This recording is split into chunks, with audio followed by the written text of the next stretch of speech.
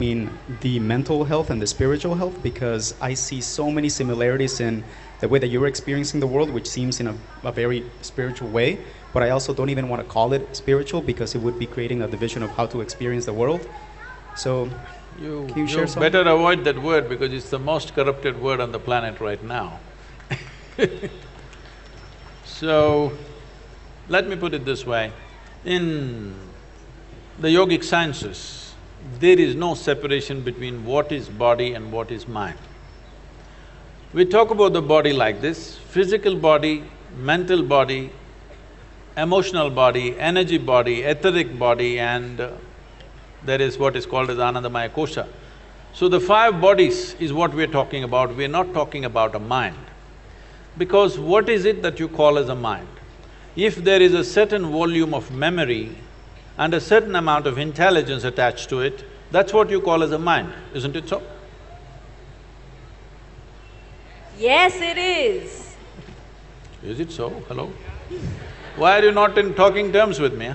So, if you look at this, every cell in your body has much more memory and much more intelligence than your entire brain has. For example, memory. You definitely don't remember how your great-great-great-grandfather 10 generations ago looked like, but his nose is sitting on your face right now.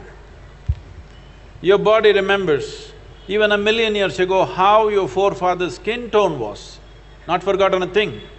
This kind of memory processing is not possible in your brain, for sure. And when it comes to intelligence, what is happening in a single molecule of DNA is so complex, your whole brain is not good enough to figure that process. So both in terms of memory and intelligence, is a lot more all across this body than just here. This has become important mainly because we have kind of taken education straight out of European culture and put it here. In the European culture, thought became very important because they went through about 300 to 400 years of very dogmatic religious practices, that anybody who thinks something different was dead. So, they broke away from that about 150 years ago, which they called as Renaissance, which was a big breakthrough for them, that they could think for themselves. Otherwise, everything that you need to say is already said in one book. If you say one more thing, you're dead. This was the culture. So they made thought, human thought, into a very big thing.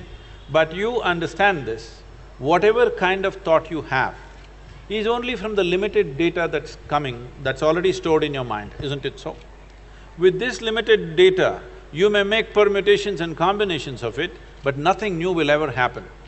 So, when we say mind or manas, we are looking at a dimension as memory as a separate silo, which is all across the body. There's more memory in every cell in the body than here. And we are looking at intelligence as chitta, as something totally different.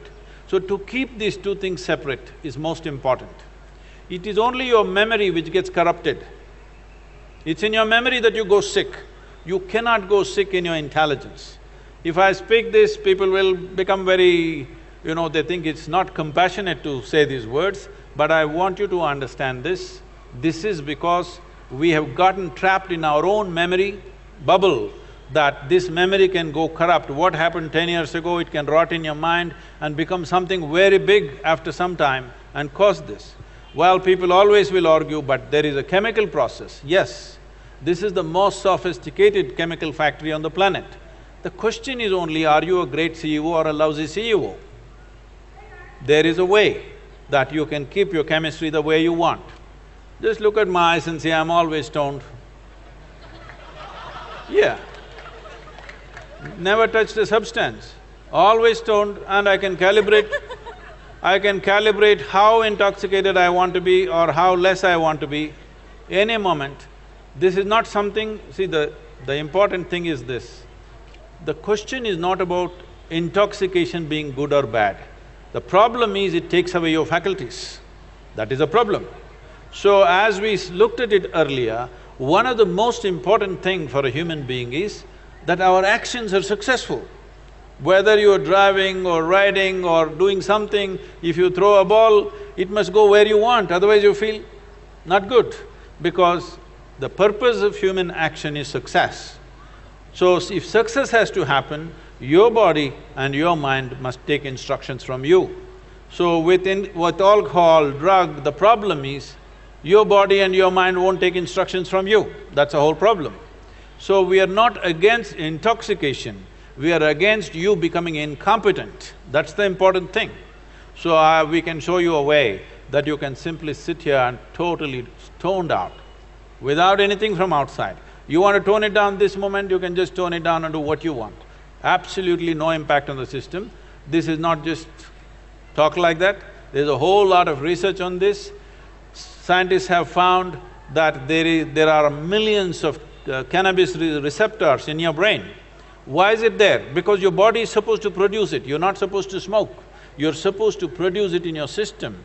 And the Israeli scientists who researched this extensively called that dimension of chemistry in us as Ananda mind. Because he did not find any appropriate word, he searched the Indian scriptures and found the word Ananda and called it Ananda mind, that if you want, you can just be blissed out right now.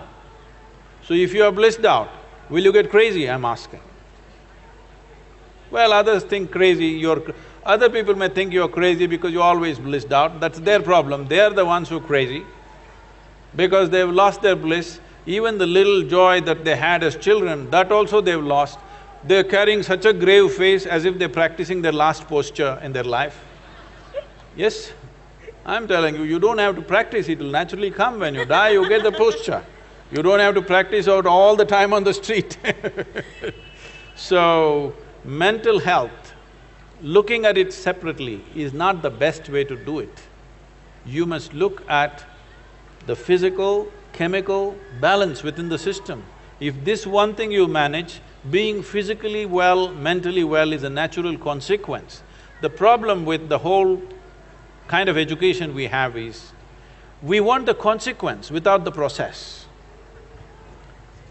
You don't bother about the consequence, you handle the process right, the consequence will happen. Now you want… mangoes are coming already there in Bangalore? Not yet, not yet. Not yet? Mango is sweet, everybody likes to eat it, but nobody is interested in the tree. If you nurture the tree, mangoes will fall on your head, you don't have to dream about mangoes, anyway it'll come. Instead of nurturing the tree, people dream about mangoes. This is called as being goal-oriented. In yoga we say, if you're goal-oriented, you have one eye on the goal. You have one eye on the goal and only one eye to find your way, you have become incompetent. It's very important that today, this moment, whatever the hell you're doing, to do it as well as you can is more important than what will happen in the end, what will happen in the end. There's no such thing. Somebody, one of the celebrities in the country coming and asked me, Sadhguru, can you tell us how we can beat Pakistan in the cricket match? I said, beating Pakistan is Indian Army's job, you bloody hit the ball, huh? How's the Josh? All right, we've got one more